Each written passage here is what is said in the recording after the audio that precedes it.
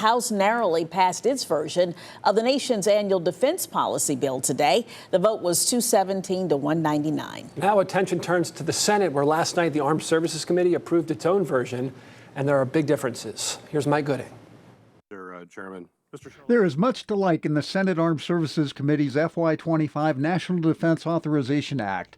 Notably, as far as quality of life improvements, there is a 4.5% pay increase for all military personnel and a 5.5% hike for junior enlisted E1 to E3. Additionally, there is more than $800 million for Virginia military construction projects, including funds for new barracks and child care development centers. The Senate Armed Services NDAA would result in just 6 new battle force ships for the Navy, the lowest since 2007.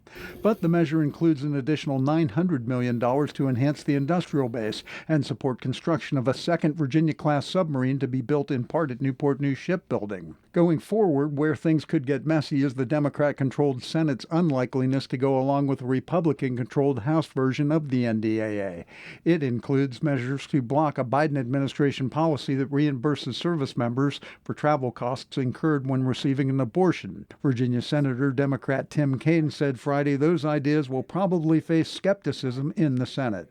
And my gut tells me that the final bill will look a little bit more like the Senate version than the House version, with some of the kind of culture war position provisions in, but most not.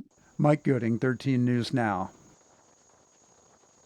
On today's House NDAA vote, the Hampton Roads delegation was split. Republicans Jen Kiggins and Rob Whitman voting yes. Democrats Bobby Scott and Jennifer McClellan voting no.